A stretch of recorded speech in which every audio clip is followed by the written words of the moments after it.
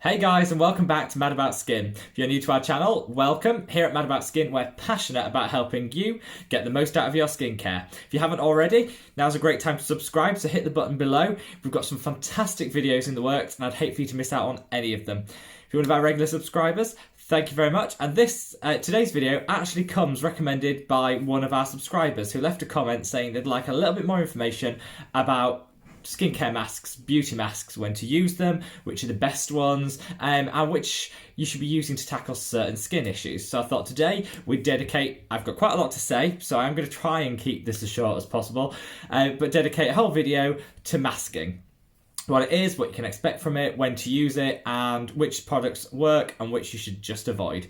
Now, I'm going to start off by going through a little bit about what masks do, what different types there are, but stay tuned to the end because I'm actually going to be giving 5 of what I think are the best masks on the market and ones that you should actually invest in if you want to treat yourself to a skincare mask. So, to start, what are masks? Well, the basic is a leave-on treatment. So, a lot of the products that we use, we put on, then we layer other products on top. A mask is something that you put on and then usually would remove. If it's a sheet mask, you physically remove it. A peel-off mask, again, you'd physically remove it. Some of the creams you might wash off or deactivate, neutralise with some water if it's a particularly strong acid. So a mask is very different to skincare. You also don't use them as regular skincare. So I've talked on this channel about the importance of really getting to grips with a good daily skincare routine. With a mask, you won't often use it daily. You'll be using it maybe once or twice a week. So it's very much sits separately to your normal skincare routine. And I think a key point here is it should not replace your regular skincare routine. For me, masks can be 2 types. There's the relaxing, de-stressing, what I call beauty masks. So they're the things that aren't specifically designed to target any particular issue or concern you might have. Probably don't have that many active ingredients in. They're just a really nice treatment, something that you can put on your face, lay back on the bed, think about the day, and just really de-stress. Give your skin and your body a chance to calm and just process everything. That's one type of mask. And then you've got the treatment masks. And the treatment masks are ones that are targeted at very specific issues, be it acne, be it dry skin, pigmentation. They're the things that are really going to help to supercharge your existing beauty routine. Now, there's not much to say about the beauty masks, the first sort I talked about. I think there's some great ones out there, but what it is, it's all about that sensorial experience. They'll often smell nice, they'll have calming ingredients. You'll often see things like chamomile in there, which will help calm the skin. They're all fantastic. So I'd say, and I will recommend some later, but I'd say if you've got one that you like and you enjoy and it does help to calm you and you enjoy using it, keep it and use it as part of your wellness and your self-care routine, by all means. I'm going to focus in this video on treatment masks, the ones that can actually make a significant difference to the appearance, the texture, and some of the issues that you've got with your skin. So there's 2 types. There's the ones that you manually apply with your hands, and there's ones that come in a sheet form that you lay on top of the skin and then remove it. There's actually very little difference in my book between the 2. Sheet masks do have some scientific basis behind them for helping the product to penetrate the skin. It puts pressure on there, it'll warm it up. It does just keep that product from drying out and keep it in contact with the skin. So there is some benefit to a sheet mask, but I don't think it's enough to necessarily have to go down that route. I personally don't like sheet masks because I find them a bit claustrophobic. I find them difficult and messy to put on, then to take off. I also don't think they're massively environmentally friendly because obviously all that sheet has to go somewhere. If you are going to use one, then there are some reusable ones. Charlotte Tilbury does a fantastic line of sort of a silicone sheet mask, which you put your normal product on and then you lay that on top. I will link that below. So that's a really good product, but it is up there in price. If you do like a sheet mask, continue, but I think there's no real difference in terms of the effectiveness of the treatment that you'll get with a sheet and a non-sheet mask. So just bear that in mind when you're choosing which ones to go for. So I thought I'd run through a very few quick do's and don'ts with masks, and then I'm going to get into the ones that I would recommend, which I think are fantastic. So rule number 1, do not leave them on longer than they say on the product. So I hear these awful stories about people say, oh, I put it on when the second I get on the plane, and then 8 hours later when I land in the Caribbean, I peel it off and I'm ready to go. Or people that say, oh, I fall asleep in them and then I wake up and my skin's great. it's really, really bad for your skin to do that. So first of all, it's suffocating it. You want your skin to breathe. If this says 10 minutes, leave it on for 10 minutes. If it's got an active ingredient in like an acid or a vitamin C, you probably shouldn't be leaving it on longer than what it says on the packet anyway. Those instructions are given because that's the safe usage period, so don't exceed that. If it's just a hydrating mask, people think, oh, I can leave it on as long as I want. The longer I leave it on, the more hydration I get. Wrong. Actually, what it'll start to do is leach. It dries out and then it'll start leaching the moisture, particularly if it's a sheet mask, it'll start leaching the moisture out of your skin back into the mask. So actually, you've done all that work on hydrate, get your skin's hydration levels, and then it goes down again because it's leaching back out of your skin. So just really bad idea. So stick to what it says on the back of the packet. Use that as a calming, relaxing time, but don't exceed the time. Rule number 2, do cleanse before you use a mask. I thought this was just basic knowledge. I thought everyone would do that, but I see so many people just slapping on a mask on top of makeup, dirt, grease. Just really bad. You're not going to get the benefits of that mask because it has to fight through all that grime, any makeup you've got, any oils that you're sitting on your skin. So it's not going to do as much as what it could be doing. Also, you're not going to get that. You risk getting those particles and make yourself deeper into your skin because the mask could start opening up the pores and then all the rubbish that you've got sat on the skin will just go into the pores. So definitely cleanse beforehand, thoroughly dry the skin and then apply the mask in whatever form you want to use. Third rule, don't use it in place of a proper routine. So a mask should be an extra step to supercharge your routine or because you want that luxurious, extra relaxing feel in your wellness routine. It is not a replacement for a really effective skincare routine. So if you're dealing with something specific, absolutely use the treatment mask, but you should also be day-to-day using products which will help with that as well. I think that's maybe one of the reasons I'm not a huge fan of masks is because I think people get lazy with them and think, I don't have to do skincare because on a Sunday night I put on a mask and that's me done for the week. It's just really not. You need to still maintain a daily skincare routine and then use the mask in addition to that. Rule 4, can't count. Rule number 4 is shop for your budget. So there's some really bougie masks out there that are £70, £80, over $100. Great. If you've got money to spend, if you're, a mega book celebrity, businesswoman, you go out there and you spend your money on what you want. But don't feel you have to. With a lot of skincare, just because you're spending more doesn't mean you're getting a good product. I've got some fantastic masks that I really like, and I'm going to detail them later in the video, that are really budget friendly. So shop for your budget. If you can only afford a $2 mask, buy a $2 mask. There will be one out there for you. And just, like I say, don't kill yourself on spending money on masks when you should be investing in your full daily skincare routine. That's when you get the real benefits. And rule number 5, final one, is stay away from activated charcoal and clay. People with oily, acneic skin, like myself included, love the idea of the clay. It dries down, it crisps, it flakes off, and you feel like it's just dragging out all of that dirt, the impurities, and the oil. It's actually not. It's just taking away surface oil. It then dries the skin out, and what the skin often does once it's dry is then produces more oil to compensate for the dryness that you put with that product on.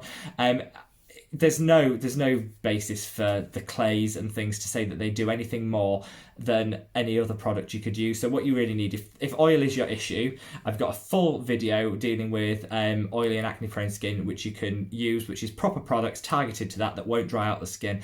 Clay masks and activated charcoal masks just dry out the skin and they don't do much more than that. So stay away from them and then indulge in other things. So onto the bit I think we've all been waiting for, which is once you've got all that down, which products to use. So I'm going to give you my best mask, or the one I would recommend for each skin condition, the top 5 skin conditions that I think exist. So number 1 is dry skin, dehydrated skin, craving moisture. There is one mask which I think is streets ahead of all the other ones in this category. It's simple, it's cheap, it does what it says, and it's not too heavily fragranced, it doesn't have too many chemicals in, so it's as close to clean as you're going to get with a mask that's really effective, and that's the Neutrogena Hydro Boost Mask. It's £2 here in the UK, so I imagine it's around $3 in the US. It is fantastic. The whole Hydro Boost range by Neutrogena is really good. It's basic, it's cheap, and it does what it says. So if you put that on, it's a 30-minute mask, you put that sheet mask on, within an hour afterwards, because it does take some time, lots of hyaluronic acids and humectants in there that need to work with the skin. So within an hour of taking it off, your skin will feel plump, it'll feel moisturised. It's a really good quick fix for maybe those days when you are a little bit drier than normal and maybe you've got that winter skin, or you've had the air conditioning on a lot and your skin is just craving moisture. That is a fantastic, fantastic and gorgeous mask, and I would highly recommend it. Next, acne, oily, pimple, blemish prone skin. If that's your main concern, what you need is a salicylic acid mask. And I've got two that I recommend. So the first one is The Ordinary. The Ordinary salicylic leave-on mask is fantastic. You leave it on for 20 minutes, you wash it off, and it really just supercharges the salicylic acid that should already be in your routine if you're concerned about acne, blemishes, and oily skin. It's really good. It's £4 here in the UK, so $6 or $7 in the US, and it's a really, really, really fantastic product. So I highly recommend that one. The other one I don't actually have because I used my last one a couple of days ago, but that's the Nip Fab Salicylic Fix Mask. That's a sheet mask. So the Ordinary is a manual application with your hands, leave on. The Nip Fab one is a sheet mask. So there's one for both types. If you prefer a sheet mask, there's one for you. If you prefer the manual application without the sheet mask, go for the Ordinary.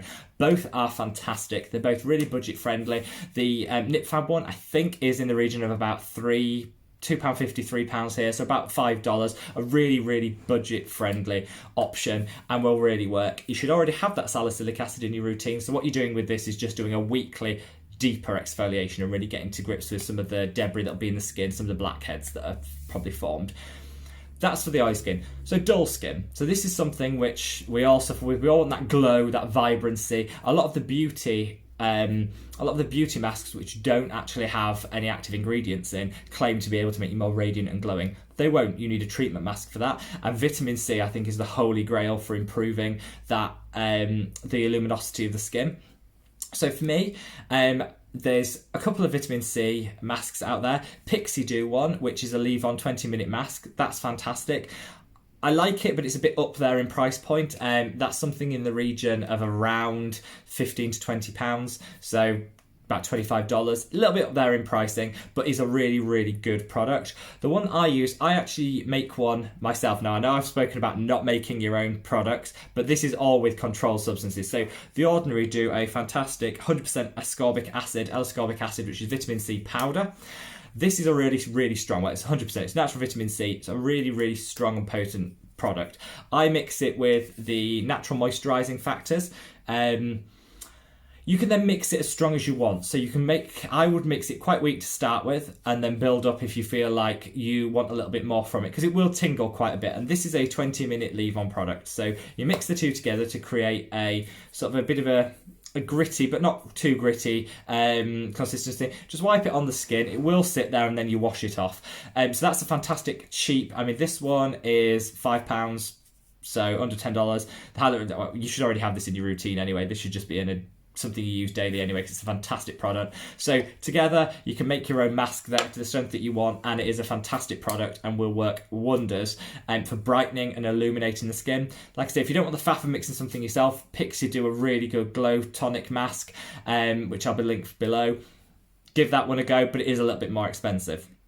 Now, we've got exfoliation. So a lot of people would use a mask to exfoliate, to get that deeper level of exfoliation. There are loads of masks out there that claim to exfoliate. They all do. If they've got an AHA, they've got a BHA in, they will be exfoliating. So I know quite a lot of the big brands now do them. I really like the Inculist do an AHA one, Pixi do one.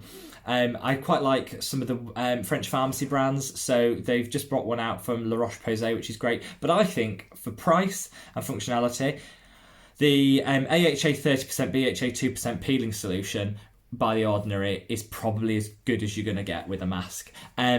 I don't like that it's coloured, that's the one downside, but most products are actually. It's a bit gimmicky, it does add to the sales. But otherwise, it's a really strong, potent, effective, once a week, twice a week if you really want to, and you think that your skin can tolerate that deep exfoliation. You leave it on for the amount of time, I believe this one is 10 minutes, isn't it? You leave this on for 10 minutes, you wash it off, and you're good to go. You really will notice the difference. It's cheap. This one is it'll be under $10. It's around the £6 mark here in the UK. So really cheap, really effective. The only drawback is it's messy. It's red. It's messy. I don't think I personally would need the red colourant added to it. I'd be quite happy without it. But just make sure you do it over the sink when you wash it off properly, and don't use white towels, because there's that little bit that you can't quite get off and then your towels are stained forever. So that'd be my top tips for using that, but it's a really good deep exfoliating treatment for people that just have that dull, peely skin that they want to exfoliate. Finally, beauty masks. So these are for people that just want that gorgeous, relaxing treatment. I do use them. I know some people accuse me of being a skincare snob. I know like things with active ingredients and there's no place for scent or colour in anything. There isn't, and maybe I'm a bit snobby, but I do still like a little bit of a beauty treatment. So I've been using these ones, which are the L'Oreal mini masks. So they come in these, they're in a pouch of 3 here in the UK, but I have checked online, you can get them in the US. These are fantastic. They're little tubs like this. They're really good because you can take them with you if you're traveling, open them up, put the mask on, throw them away. Really, really good product. This is the Fresh and Hydrate one. They do a glow one. I mean, the glow one's probably not good, doesn't actually do anything. It's not got any actives in, but both of them actually really good, really calming. I like the smell of them. I like the experience of using them, so I'd really recommend these. They do have a charcoal one, which I just, for reasons I said before, avoid, but these two are really good, and they're really good to take travelling with you. So that's one. If you're looking for a sheet mask in a beauty thing, I just don't think you can beat either the Neutrogena one, which, although it is going to be treating dehydrated skin, it's still fast. Everyone needs a bit more moisture in the skin, so it's great as a beauty mask, even if you're not particularly concerned about the level of hydration in your skin. Or Burt's Bees. So Burt's Bees are a lovely company. They're a really good, environmentally conscious company that are trying to do the best to promote wildlife and conservation. So they're a fantastic company anyway, and they do a gorgeous sheet mask, which is obviously our link here. But it's just a gorgeous, refreshing, moisturising. It smells like honey and loveliness, and definitely Burt's Bees. It's a gorgeous mask. It's actually quite hard to get hold of here in the UK because obviously it's quite popular and it sells out. So if you can grab one, definitely give it a go. Fully recommend it. It is just a gorgeous product. So there you are, guys. Mask it. I'd love to know which masks you use. If there's this is an exhaustive list. I'm not saying these are the only products that work. These just for me are the ones that I use and which I would recommend to people. But by all means, let me know, which ones do you use? So what's your favourite mask? Are there any ones that I've missed out here? I've already had a couple of recommendations that I've actually ordered, so I can give them a go, but I don't want to include them before I've been able to try them out for a couple of weeks to see exactly what they are and if I'm giving you the right information. So whatever you do, guys, enjoy your skincare. It should be fun, and masks can absolutely play a huge part in that. So let me know what you think of this video, what masks you're currently using. Give it a thumbs up, and I'll see you in the next one. Take care, guys. Bye.